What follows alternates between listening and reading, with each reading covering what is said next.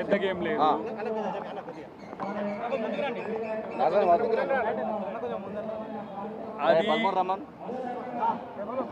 అది బీజేపీ కావచ్చు, ఆర్ఎస్ఎస్ కావచ్చు, ఎవడైనా సరే ఈ దేశంలో రాజ్యాంగం నచ్చితే ఉంటే ఉండండి, లేకపోతే పోండి.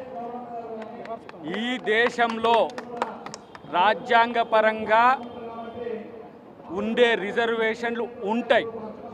మీకు నచ్చితే ఉంటే ఉండండి, లేదంటే ఈ దేశం విలిచి వెళ్ళిపోండి. లేదంటే ఇలాంటి పిచ్చి ప్రేరేపణలు చేస్తే ఈ దేశంలో రిజర్వేషన్ వర్గాలు ఎస్సీలు, ఎస్టీలు, ఓబీసీలు, మైనారిటీలు, మహిళలు మిమ్మల్ని తన్ని దేశం పారిపోయేదానికి తంతరని చెప్పి బీజేపీ ఆర్ఎస్ఎస్కు హెచ్చరిస్తున్నాం. ఏం పిచ్చి నగరాలు చేస్తున్నారా భయ్ మీరు? నీ సొమ్మ, నీ అబ్బ సొత్త. ఇవాళ మతంతో రాజకీయాలు చేస్తారు, రిజర్వేషన్లతో రాజకీయం చేస్తారు, పాకిస్తాన్తో రాజకీయం చేస్తారు. మీరు అభివృద్ధి సంక్షేమంతో రాజకీయం చేయరా అంటే చెయ్యరు. ఏం చేస్తారంటే గాడిది గుడ్డు చేస్తారు. మీ బొందరా, మీ బొంద. మోడీ అనే మొండి ఈరోజు ఈ దేశంలో దేశాన్ని సర్వనాశనం చేసిండు. దీన్ని మద్దతు చెప్తున్నది ఆర్ఎస్ఎస్. నేను అంటున్నా, ఇంతకుముందు బెల్లయ్య నాయక్ గారు అన్నట్టు ఇవాళ రిజర్వేషన్లు తీసేయాలన్న అమిత్ షాను సస్పెండ్ చేస్తుందా?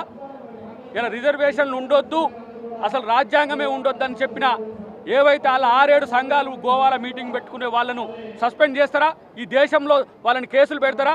కాబట్టి ఇది బీజేపీ, ఇది వేరే దేశపు పార్టీ, ఇది బ్రిటిషోడి తొత్తు, ఆర్యుల తొత్తు. ఇంకా చెప్పాలంటే ఎక్కడి నుంచో వలస వచ్చిన వలసవాదుల యొక్క పార్టీ ఈ దేశం మీద పడి దోచుకొని తిన్నట్టుగా కనబడుతున్నది, కానీ ఈ దేశాన్ని పరిపాలించినట్టు కనబడతలేదు.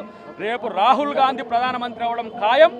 మహిళలకు చట్టసభలో రిజర్వేషన్లు ఇస్తాం, ఓబీసీల జనగణన చేసి రిజర్వేషన్లు ఇవ్వడానికి కాంగ్రెస్ పార్టీ సిద్ధంగా ఉంటుంది.